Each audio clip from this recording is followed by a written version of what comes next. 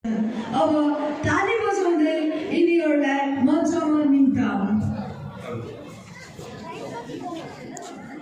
यो चाहिँ मेरो छोरीको स्कुल प्रोग्राममा आज चाहिँ आएको छु है। छोरीको स्कुल प्रोग्राम हुँदैछ, सक्नु लागेको छ अहिले चाहिँ। अन्त यहाँ चाहिँ यस्तो छ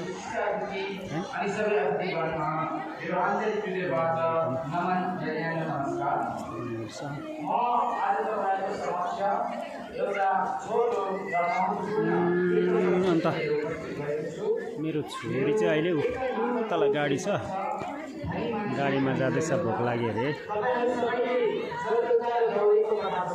तपाईँ जाम छ, आज चाहिँ पुरा भिड भएको छ।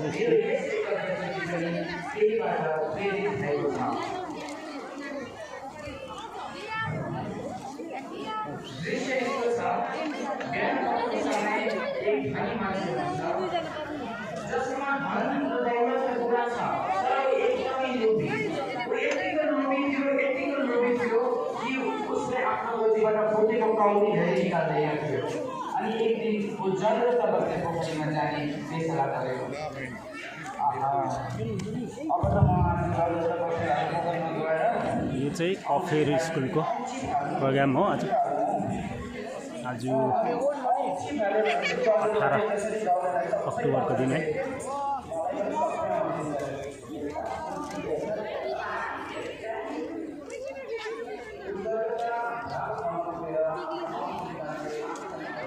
आज प्रोग्राम सकेर चाहिँ स्कुलको पनि छुट्टी, दिवालीको छुट्टी है।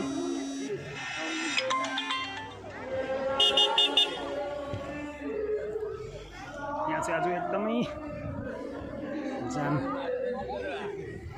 सधैँ हामी यो ग्राउन्डमा राख्थ्यौँ गाडी, आज चाहिँ बेसी जाम भएकोले गर्दा तल राखेर आएको। यो चाहिँ मेरो छोरीको स्कुल, सबै स्कुल।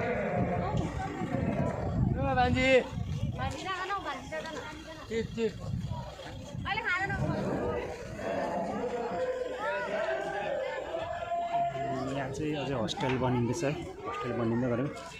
आज यो ग्राउन्डमा गाडी नअटेर चाहिँ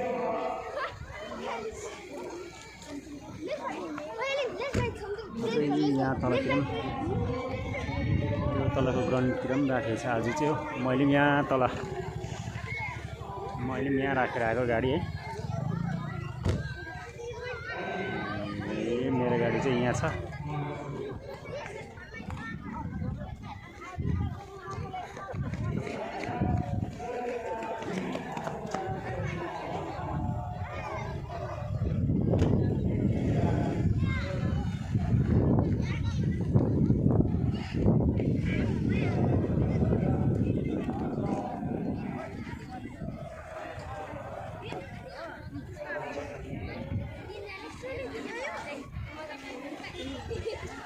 स्कुल प्रोग्राम पनि सकिन आँटिसकेको छ है, अहिले सकिन लागेको छ।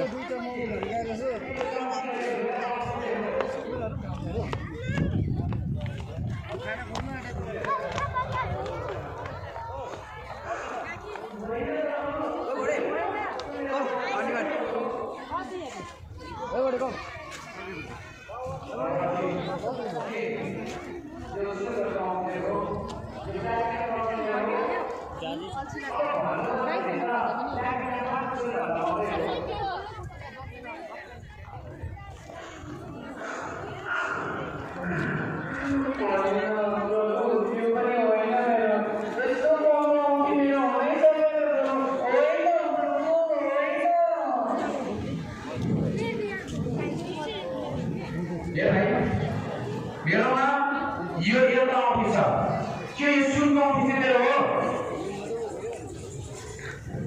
हजुर प्रभु, यसो गर्नु यो त हो नि, प्रकाशनको अफिस हो। मेरो त बुझिसक्स, खुसी छु प्रभु, दिनुहोस् न प्रभु। ए त आउँथ्यो देख्दै खुसी रहेछस्, यो मेरो भयो।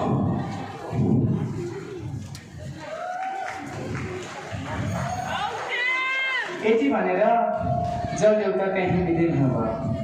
म यस छोटो नाटकद्वारा यो सन्देश दिन चाहन्थेँ कि यदि हामीले धन दौलत भएर पनि बेसी लोभ लालच गर्यौँ भने हाम्रो भएको धन पनि गुमाउनुपर्छ अनि हाम्रोमा जे जति छ हामी त्यसरी नै खुसी हुनुपर्छ। धन्यवाद।